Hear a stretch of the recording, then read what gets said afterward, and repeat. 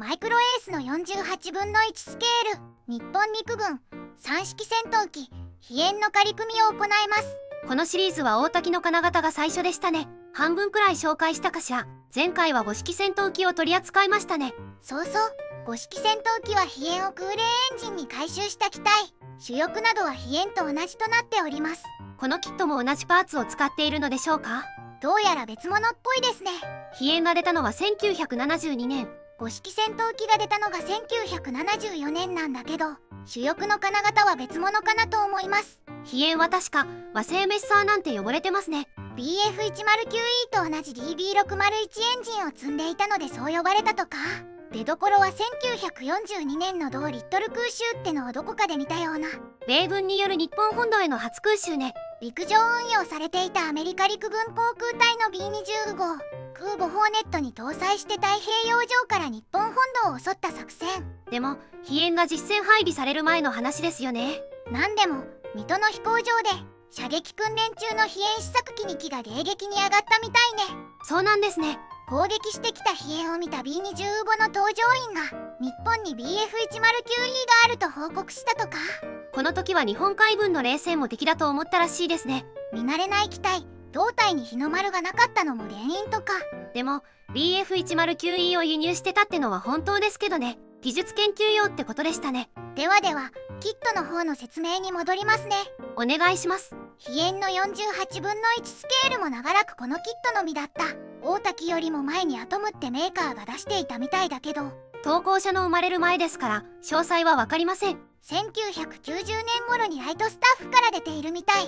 このメーカーはトライマスターのサブブランドだった気がします。この後 TC ベルグってブランドになるのね。会社名が変わったのか、金型移管されたのか、正直わかりません。結構前の話ですからね。調べても出てこないことは多いものです。先日 TC ベルグの正気をホビーオフで発見したんだけども、ライトスタッフの金型なんじゃないかなとは思ったんだけど、その時は詳細が分からずスルーしました。残念ですね。続きを言いますと、1993年に飛行機の長谷川から発売されたデカール街で限定キットもたくさん展開されてますね。少し間が開きますが、2014年に RS モデルからも出ている。こちらは3式1002型ですね。エンジンが140に変更となった機体ですね。機種が少し長くなっています。唯一現存する機体もこの型式ね。そしてラスボス指導2016年に決定版となるタミヤ版が発売された48分の1傑作機シリーズね。まずはパッケージ内容を確認するのだ。今回は旧大滝版で紹介いたします。お願いします。パッケージイラストは空戦中の3式戦闘機飛燕なのだ。相手は P38 ね。新パッケージだと少し構図が違いますね。ニューギニア方面でしょうか。では中身を開けていくのだ。薄いグリーンのランナーが3枚、透明パーツが1枚、デカール、組み立て説明書なのだ。塗装図、マーキングは3種類。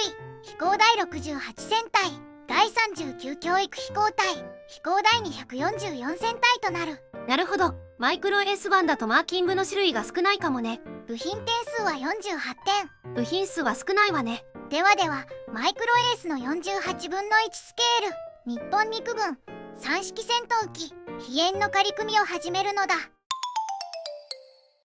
最初に操縦席なのだ。ふむふむ。操縦席は全部で5パーツ。操縦席床にケーキパネル、座席と操縦桿なのだ。ケーキパネルはモールド表現ね。ケーキも詳細に描かれてない。単純な丸が並ぶ程度です。パイロットはいつものこの人がついてますね。このシリーズの日本機には皆勤賞でしょうね。ダクトもここで作るのね。ダクトは3パーツ構成です。次はエンジンですね。飛燕は水冷エンジンであるハ40を搭載した戦闘機。このキットでは内部に隠れるエンジンが再現されている。エンジンを見せる感じでも作れるわけね。エンジンは全部で6パーツ構成。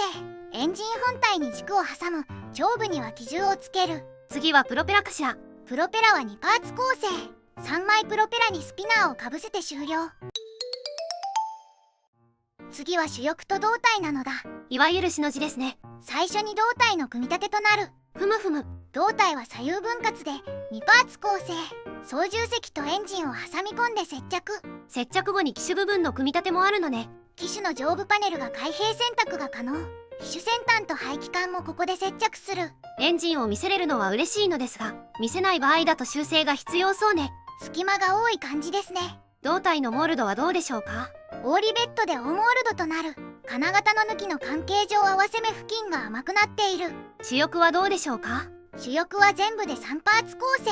主翼下パーツに左右主翼上パーツを接着する。主翼のモールドはどうでしょうか？こちらもオーリベッドでオモールドとなる。甘い部分もあるので適宜掘り直しですね。次は水平尾翼ですね。水平尾翼は左右それぞれ1パーツずつ胴体に差し込む簡単な構造。ここはいつもの通りですね。次はクリアパーツや足回りなのだ。ふむふむ。キャノピーはワンピースとなっているので操縦席の開閉選択はできない。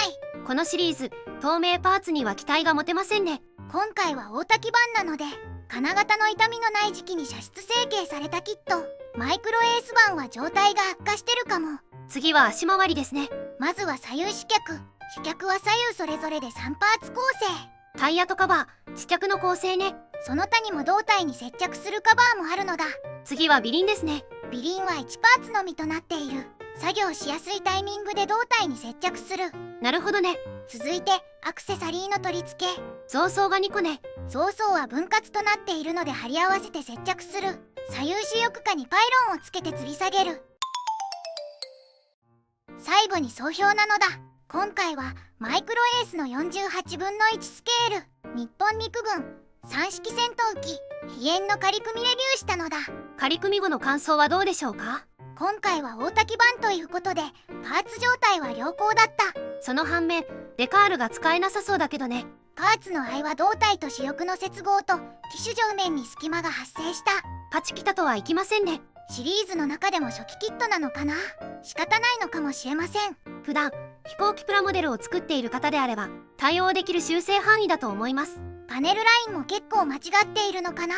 5式線でわざわざ作り直したのも心当たりが原因かも。なるほどね。とはいえ組み上がってみるとかっこいい飛燕です。長谷川が出すまではこのキットくらいしかなかった。長谷川の前にライトスタッフが出していますがレジンパーツを使った高級キットでしたね。価格も考えるとこのキットの役割は大きかったというわけです。ではでは動画を最後までご視聴していただきありがとうございますなのだ。チャンネル登録と高評価をお願いしますなのだ。次回以降も飛行機プラモデルのレビューを続けていくのだ。ではバイバイ。